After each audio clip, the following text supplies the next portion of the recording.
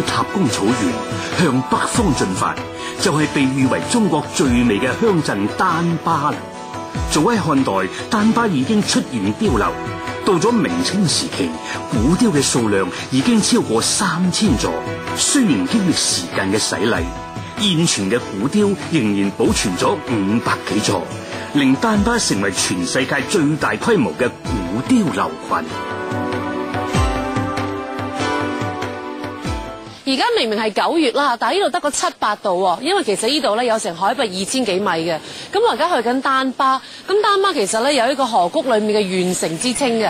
咁其實裏面嘅居民咧全部都依住大渡河而居住嘅。咁其實咧一路都講話住嘅環境咧要依山傍水，因為咁樣其實最方便人民嘅生活噶嘛。我哋而家行過去，咁希望咧陣間天氣會好啲啦，啲霧會消失咗之後咧有太陽出嚟啊！喺丹巴生活嘅藏族，大部分都係屬於家傭藏族。為咗防洪避災同埋考慮易守難攻嘅地勢，藏民一般呢都會選擇向陽避風嘅坡崖上邊建立藏寨。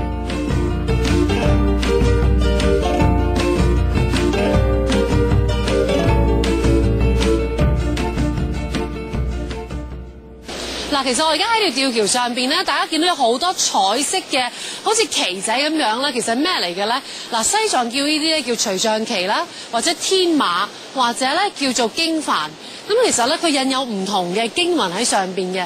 咁藏民咧就中意將佢掛喺啲高嘅地方咧，因為佢相信咧風啊或者水流過嘅時候咧，就會將啲祝福咧帶俾人民嘅。咁你見到好似呢一個咧，點解會有咁多唔同顏色咧？其實佢代表咧係5方佛咧5種唔同嘅智慧，咁有唔同嘅經文俾唔同嘅作用用嘅。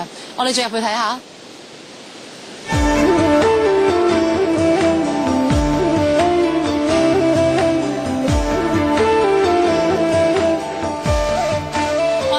去蘇坡藏寨嗱，喺嗰邊嘅，咁其實入去咧要成個幾鐘頭㗎，不過咧難唔到我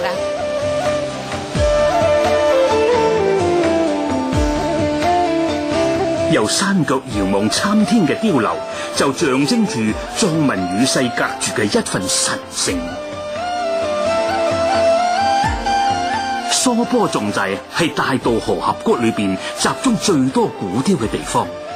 100幾座嘅古碉可以分為4角至13角碉，唔同形狀嘅古碉聳立喺寨裏邊，就好似一座碉樓嘅博物館一樣。一路行過嚟咧，見到丹巴呢度咧，即係有好多碉樓。咁丹巴有千碉之國嘅美譽咧，原來係真嘅。咁點解呢度有咁多碉樓咧？問佢呢度啲村民咧，就話原來以前咧，男仔想娶老婆嘅話咧，佢一定要有座碉樓，如果唔係咧，就冇女仔肯嫁俾佢嘅。咁其實咧，乾隆年間咧，曾經清軍咧係嚟到呢度嘅，咁就見到呢度嘅碉樓咧個建築好特別，同埋個防禦性好強，又靚啦，同埋有功能性。咁所以咧就將呢個圖畫咗落嚟，拎咗翻去。所以而家喺北京城內咧嘅香山嗰度嘅建築咧，其實係仿呢度而抄作嘅。咁其實咧，我喺度睇嘅時候咧，就覺得點解呢度嘅碉樓咧可以屹立成1000年咧，都仲咁穩固咧？佢不過係用泥土同埋石頭堆砌而成。但係其實睇翻咧，經過咁多次地震同埋破壞，都仲喺度咧，我就覺得嗰陣時嘅建築咧，其實真係已經好叻㗎啦。蘇坡藏寨嘅古碉樓一般高20幾米，最高可以起到5至60米，外形下闊上窄，10幾層樓高嘅碉樓，平均每座都可以容納大約200人嘅。碉樓以泥土同埋石塊建成，牆體堅實，而古碉大部分都係建喺山谷之中，同民居相連嘅。藏寨民居嘅底層一般係要嚟飼養家畜，2樓作為廚房同埋庫房，3樓呢一般設置經堂同住房，而頂層呢就大多以方形設計為主嘅。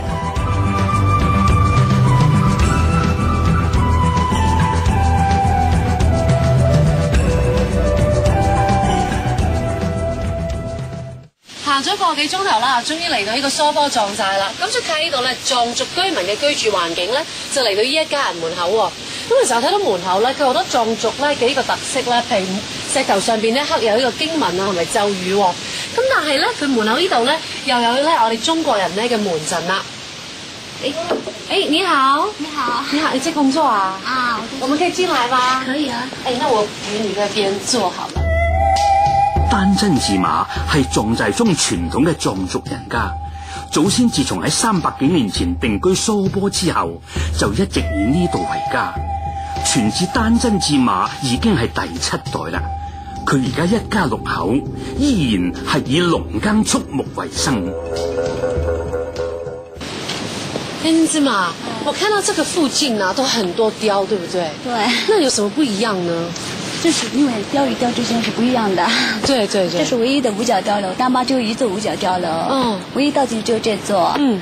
這是4角雕樓。嗯。這是圖書館寨的家雕。對。啊。那這是你家雕嗎？是我們家的家雕。哦。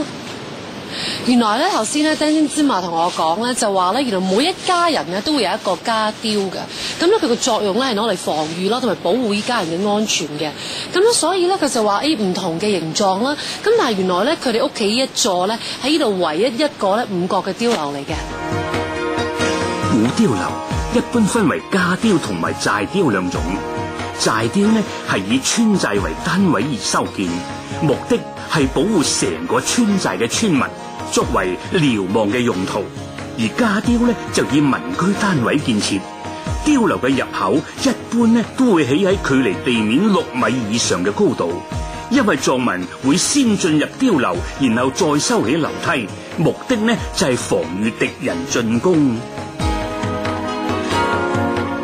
要體驗藏民昔日嘅生活，相信就只有親身登上古碉樓啦。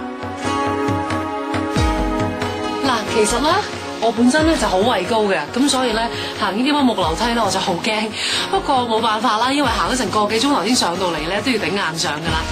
嗱，咁其實呢啲碉樓咧喺古代咧，佢哋藏民咧係攞嚟咧防禦土匪用嘅。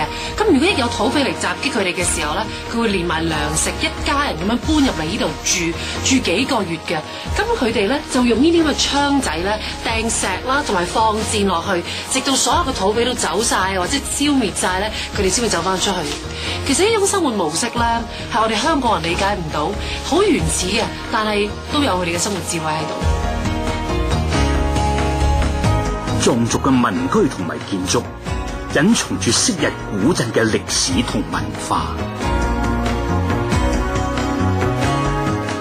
藏民嘅傳統民風同習俗就揭露咗佢哋熱情同主動嘅民族特性啦。其實佢哋真係好好客嘅，因為咧呢個爐咧，佢哋過年過節咧先會攞嚟整茶啊，同埋跳舞啊。咁但係你見到佢哋咧，因為有客人嚟咧，所以特別會用呢個爐啊煮茶俾我哋飲啦。咁其實同佢哋相處一段時間咧，我就覺得同我以前咧喺廟裏面住嘅時候咧，嗰啲藏民有啲唔同嘅。咁原來問咗之後咧，先知道咧，佢哋本身咧因為有羌族啦，同埋嗰陣時有西夏民族咧嘅人咧一齊融入咧，所以佢哋自己各有各嘅特色嘅。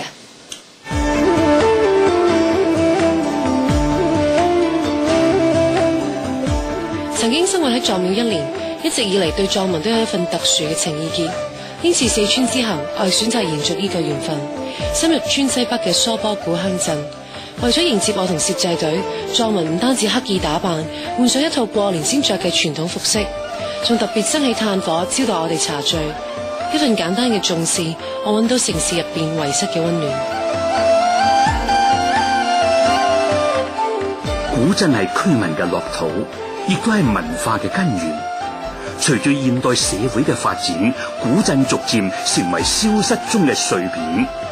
珍惜眼前嘅機會，莫過於用開懷嘅心去感受古鎮同認識佢嘅文化。